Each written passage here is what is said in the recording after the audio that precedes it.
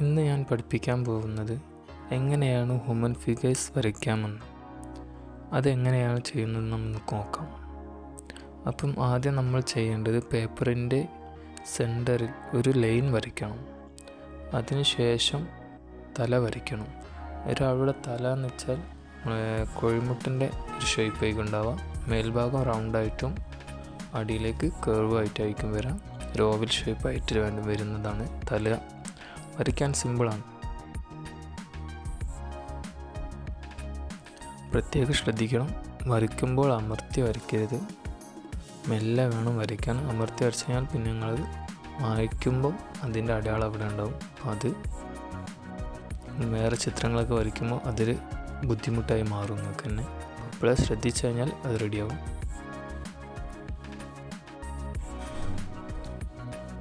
പിന്നെ ഒരാളുടെ ഹൈറ്റ് എന്ന് വെച്ചാൽ തലയുടെ 7 ഇരട്ടിയാണ് ഒരാളുടെ ഹൈറ്റ് വരിക. തലയുടെ 7 ഇരട്ടി. അപ്പോൾ തലയുടെ അളവ് എടുക്കുക, അത് വെച്ചിട്ട് അവിടുന്ന് അങ്ങോട്ട് നേരെ അടിയിലേക്കായിട്ട് ഇങ്ങനെ മാർക്ക് ചെയ്യാം. പെൻസിൽ അങ്ങനെ വെച്ചതിന് ശേഷം അളവെടുക്കുക. അളവെടുത്തതിന് ശേഷം ഇതാണ് തലയുടെ ഹൈറ്റ്. അവിടുന്ന് അങ്ങോട്ട് 1 അങ്ങനെ മാർക്ക് ചെയ്ത് തന്നെ കൊണ്ടുവരാം. 1 2 3 4 5 അങ്ങനെ 6 7 ഫീറ്റ്. 7 ഇതുവരെയാണ് വരാം. അതിൻ്റെ ഫീറ്റിൻ്റെ കാൽഭാഗം വരെ. അപ്പോൾ അത് മനസ്സിലാവുന്നെന്ന് വിചാരിക്കുന്നു. ക്ലാസ്സൊക്കെ മനസ്സിലായിട്ടില്ലെങ്കിൽ മെസ്സേജ് അയക്കണേ. പിന്നെ ഇനി കണ്ണിൻ്റെ പൊസിഷൻ വരുന്നതെന്ന് വെച്ചാൽ നമ്മുടെ തലയുടെ നടുഭാഗത്തായിട്ടാണ് കണ്ണിൻ്റെ പൊസിഷൻ വരാം. ഞാൻ ഇപ്പോൾ ലൈൻ ഇടുന്നത് ഇപ്പോൾ വരച്ചതിൻ്റെ നമുക്ക് ഏറെ ഇത് വരച്ചില്ല, അതിൻ്റെ ഒരു ലൈനാക്കിയാണ് കൊടുക്കാൻ. നിങ്ങളതുപോലെ ചെയ്യാം. പിന്നെ തലയുടെ നടുഭാഗത്തായിട്ട് ഇതേപോലെയാണ് ലൈൻ കൊടുക്കുക. അവിടെയാണ് കണ്ണിൻ്റെ വരുന്നത്. അപ്പോൾ കൊടുക്കുന്നത് നിങ്ങൾ കാണാം. അവിടെ അങ്ങനെ കർവായിട്ട് ചെറുതായിട്ട് കൊടുക്കുക. അതിൻ്റെ തൊട്ട് താഴെയായിട്ട് തന്നെ നമ്മൾ നോസ് മൂക്കിൻ്റെ വരുന്നത്. അതിന് തൊട്ട് താഴെയായിട്ടാണ് ലിപ്പ് വരുന്നത്, ചുണ്ട്. മനസ്സിലായിട്ടില്ലെങ്കിൽ മെസ്സേജ് അയക്കണം കേട്ടോ. പിന്നെ ചെവി വരുന്നത് നമ്മുടെ നോസിൻ്റെയും ലിപ്പിൻ്റെയും കണ്ണിൻ്റെയും നോസിൻ്റെയും നടുവിലായിട്ടാണ്. ആ വരച്ച വര ഉണ്ടല്ലോ, അതിൻ്റെ നടുവിലായിട്ടാണ് നമ്മുടെ ചെവി വരുന്നത്. അതിനോട് ചേർന്നിട്ടായിട്ട് നമ്മളെ കഴുത്ത്, അടുത്ത ഭാഗം കഴുത്തിൻ്റെതാണ്. നെക്ക്, കഴുത്തിൻ്റെ ഭാഗം നമ്മൾ ചെവിനോട് ചേർന്നിട്ട് വരെ ഒരു കർവായിട്ടേക്ക് ഉണ്ടാവുക. നിങ്ങൾക്ക് തൊട്ട് നോക്കുമ്പോൾ തന്നെ നിങ്ങൾ ചെവിൻ്റെ തെറ്റ് അവിടെ ഭാഗം തൊടുമ്പോൾ തന്നെ നിങ്ങൾക്ക് മനസ്സിലാവും. നെക്ക് റൗണ്ടായിട്ട് ചെറിയൊരു കർവായിട്ടാണ് വരുന്നത്. അടുത്ത് പിന്നെ നമ്മൾ ഷോൾഡറിൻ്റെ ഭാഗത്തേക്കാൻ പോകുന്നത്. ഷോൾഡറിൻ്റെ ഭാഗം എന്ന് പറയുമ്പോൾ ഇതേപോലെ തന്നെ നമ്മൾ ഹെഡിൻ്റെ ലെങ്ത്ത് എടുക്കുക. എന്നിട്ട് റൈറ്റ് സൈഡിൽ നിന്ന് അടയാളം വെച്ച് കൊടുത്തുനിന്ന് പ്രത്യേകം മാർക്ക് ചെയ്യുക. അതാണ് ഷോൾഡറിൻ്റെ ലെങ്ത്ത് വരാം. അതേ സെയിം ലെങ്ത്ത് തന്നെ പ്രത്യേകം വെച്ചാണ്ട് മാർക്കും ചെയ്യാം. അളവെടുക്കുക, എന്നിട്ട് ലെഫ്റ്റ് സൈഡിൽ വെച്ചാണ്ട് അവിടെ നിന്ന് അങ്ങോട്ട് മാർക്ക് ചെയ്ത് കൊടുക്കുക. അപ്പോൾ ഷോൾഡറിൻ്റെ അളവ് മനസ്സിലായെന്ന് വിചാരിക്കുന്നു ഞാൻ.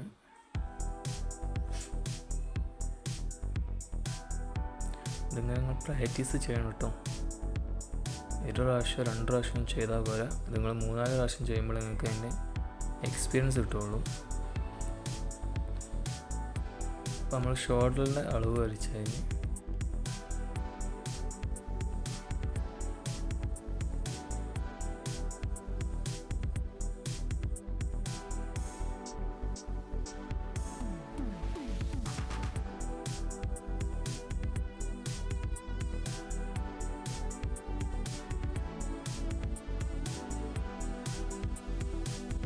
നമ്മൾ അടുത്ത സ്റ്റെപ്പിലേക്ക് ചെസ്റ്റിൻ്റെ ഭാഗം, ചെസ്റ്റിലേക്ക് വരുമ്പോൾ ഷോൾഡറിന് ലേശം ചെരിഞ്ഞിട്ടാകും.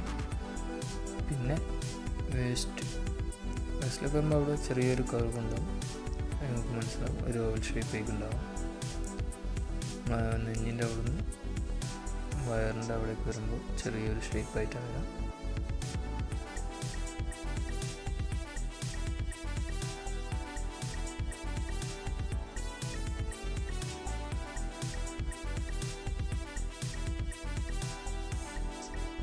അത് നമ്മൾ അടിയാളപ്പെടുത്തിയ കാലിൻ്റെ സെൻട്രലായിട്ടാണ് അതിൻ്റെ ഊരയുടെ ഭാഗം അവസാനിക്കുന്നത്. അവിടെ നിന്ന് അങ്ങോട്ട് നമ്മളെ താഴേക്കുള്ള ഭാഗമാണ് ജോയിൻ ചെയ്യേണ്ടത്. രണ്ട് ഭാഗമായിട്ട് ഇങ്ങനെ ജോയിൻ ചെയ്യാം. ഇപ്പം നമ്മളിങ്ങനെ വരച്ച് കാണിച്ചിരുന്നത്, സിമ്പിളായിട്ട് കാണിച്ചതെന്ന് വെച്ചാൽ, നമ്മളിപ്പോൾ സ്വാഭാവികമായിട്ട് ഒരു മനുഷ്യനൊക്കെ ഇങ്ങനെ വരയ്ക്കുകയാണെങ്കിൽ നമ്മൾ ഹെഡ് വരച്ച് കഴിഞ്ഞാൽ ഈ താഴത്തേക്ക് എത്ര ഇത് വരുന്നുണ്ട് എന്നുള്ളത് നോക്കാണ്ട് ഓരോ അളവിനനുസരിച്ചായിരിക്കും വരിക. തലയുടെ അളവിനനുസരിച്ചാണ് ബാക്കി ഉടലിൻ്റെ സൈസ് ഉണ്ടാവുക. നമ്മളിപ്പോൾ കാലിൻ്റെ മുട്ടിൻ്റെ ഭാഗമാണ് ഇപ്പോൾ വരച്ചത് കേട്ടോ. നമ്മൾ അടയാളപ്പെടുത്തിയതിൻ്റെ അഞ്ചരൻ്റെ നടുവിൽ കാലിൻ്റെ ഒന്ന് ലെഫ്റ്റ്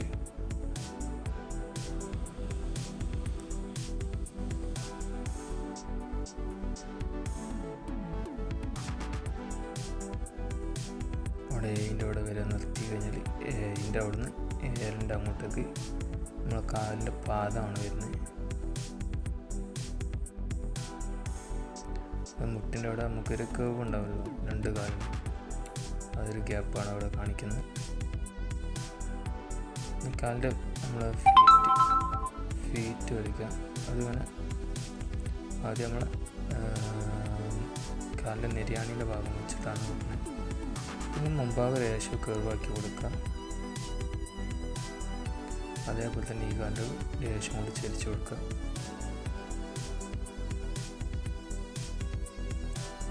ഫിംഗേഴ്സ് വരയ്ക്കുക.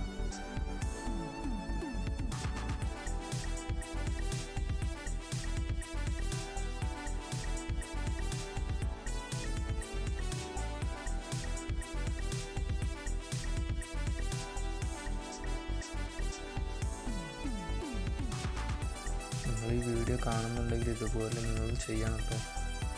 വീഡിയോ കണ്ടാൽ മാത്രം പോരാ, ഇങ്ങനെ വരച്ച് ചെയ്ത് നോക്കണം.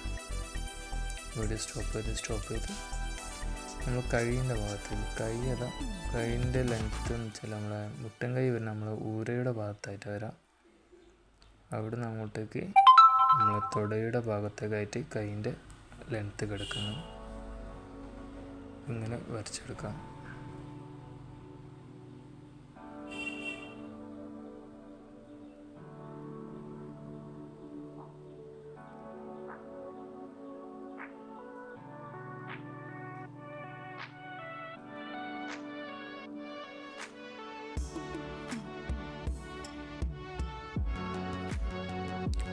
മെല്ലെ ചെയ്താൽ കിട്ടും. സ്പീഡ് ചെയ്യുമ്പോൾ അതിൻ്റെ ഒരു വൃത്തി കിട്ടില്ല, പെർഫെക്ഷൻ കിട്ടില്ല. ഈ ചിത്രം എന്നല്ല, വേറെ ഏത് ചിത്രമാണെങ്കിലും കൈൻ്റെയൊക്കെ ഡീറ്റെയിൽഡ് വീഡിയോ വേറെ വരും. അപ്പം നല്ല സിമ്പിളായിട്ട് കാണിച്ചു തരാം ഒരു ഫുൾ ബോഡി എങ്ങനെ വരയ്ക്കേണ്ടതെന്നുള്ളതിൻ്റെ. നമുക്ക് അടുത്ത കൈയിലേക്ക് പോകാം.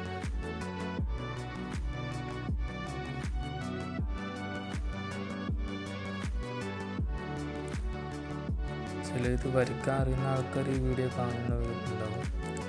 അപ്പോൾ അവർ മനസ്സിലുണ്ടാവും ഇതൊക്കെ സിമ്പിളല്ലേ, ഇതൊന്നും ഇങ്ങനെ കാണിക്കേണ്ട ആവശ്യമില്ല എന്നൊക്കെ വിചാരിക്കും, മനസ്സിലുണ്ടാവും. പക്ഷെ ഇതറിയാത്തവർക്കുള്ള വീഡിയോ ആണ്, വരയ്ക്കാൻ അറിയാത്തവർക്കുള്ള വീഡിയോ ആണത്.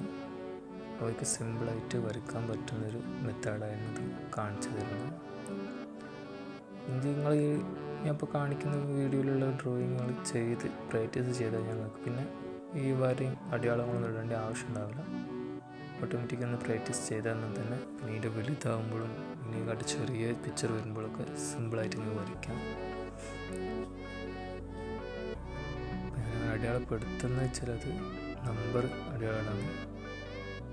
നമ്മൾ തലയുടെ വലുപ്പം വെച്ചിട്ട് അടിയാളം വെച്ചിട്ട് താഴേക്ക് വെച്ചിട്ട് ഇതിടാണ് 1 2 3 4 5 6 7 7.